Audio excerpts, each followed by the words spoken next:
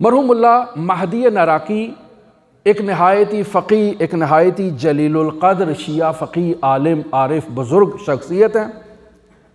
گھر میں زوجہ کہتی ہیں کہ ہمارے پاس گھر میں کچھ نہیں ہے کھانے کو، افطار کرنے کے لیے کچھ نہیں ہے، کچھ تو لے کر آئیں، اور ملا کے پاس کچھ نہیں تھا۔ جاتے ہیں قبرستان وادی السلام میں کہ مؤمنین کی ارواح کے لیے کچھ قرأت کریں، شاید کوئی اللہ کا کوئی کرم ہو جائے۔ وادی السلام میں آتے ہیں، ارواح مؤمنین اور قبور مؤمنین کے لیے فاتحہ خوانی کرتے ہیں کہ اچانک ایک جنازہ آ رہا ہے، اور رات کا وقت ہے، افطار کا وقت یعنی ہونے والا ہے، تو وہ لوگ ملا کو دیکھ کر جنازے کو وہیں قبرستان میں چھوڑتے ہیں اور کہتے ہیں ہم دور سے آئے ہیں، آپ اس کو دفن کر دیجئے گا، ہم واپس جا رہے ہیں۔ اب قبر کھدی ہوئی ہے،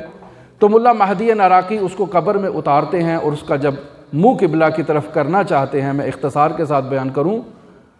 تو مشاہدہ کرتے ہیں کہ وہیں قبر میں ایک دریچہ کھلتا ہے، ایک دروازہ کھلتا ہے، اور اندر بہت سرسبز نظارہ ہے، بہت ہی عالیشان منظر ہے۔ ملا مہدی نراقی اندر داخل ہوتے ہیں اور اندر جا کر مشاہدہ کرتے ہیں کہ نہریں بہہ رہی ہیں، درخت لہرا رہے ہیں، اور بڑا عالیشان منظر ہے، اور ایک شخص سامنے تخت پر تخت نشین ہے۔ تو ملا مہدی نراقی اس کے پاس جاتے ہیں، جا کر پوچھتے ہیں یہ کون سی جگہ ہے، یہ کون سا مقام ہے، اور تم کون ہو؟ کہا میں وہی شخص ہوں جسے آپ قبر میں اتارنے کے لیے آئے ہیں اور تدفین کرنے کے لیے آئے ہیں۔ اچھا یہ کون سی جگہ ہے؟ کہا یہ عالم برزخ میں خداوند متعال نے مجھے یہ انعام و اکرام سے نوازا ہے۔ اور پھر بہت سے لوگ آ رہے ہیں ملنے کے لیے۔ کہا یہ کون ہیں؟ کہا یہ میرے جاننے والے ہیں، یہ اپنے عزیز و اقارب کے حالات پوچھنے کے لیے آ رہے ہیں کہ وہ کس کیفیت میں ہیں، اور میں ان کو آگاہ کر رہا ہوں۔ اسی گفتگو کے دوران فرماتے ہیں کہ ایک سانپ آتا ہے اور وہ آ کر اس شخص کو ڈستا ہے اور پھر واپس چلا جاتا ہے۔ کچھ حد تک یہ تکلیف میں رہتا ہے، اور اس کے بعد پھر کیفیت نارمل ہو جاتی ہے، پھر گفتگو میں مصروف ہیں، پھر کچھ عرصے کے بعد وہ سانپ واپس آتا ہے۔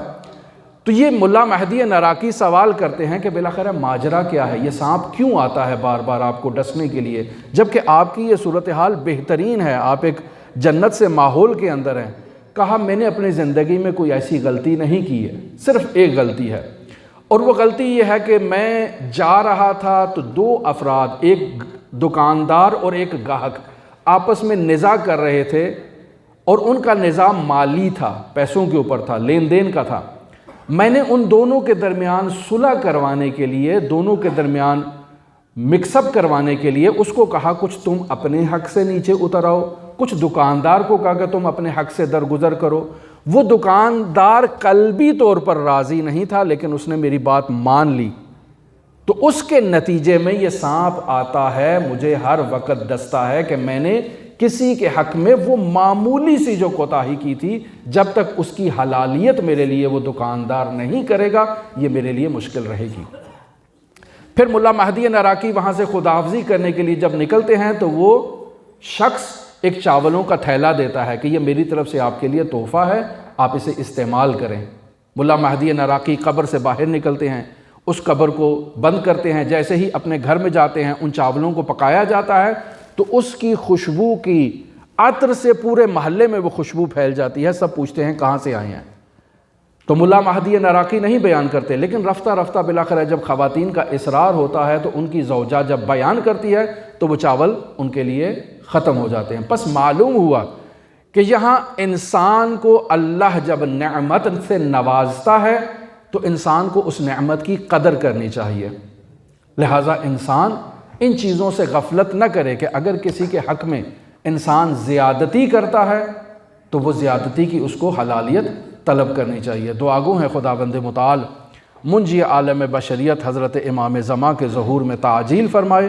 اور ہمیں حضرت کے اصحاب و آوان و انصار کی طرف محشور فرمائے۔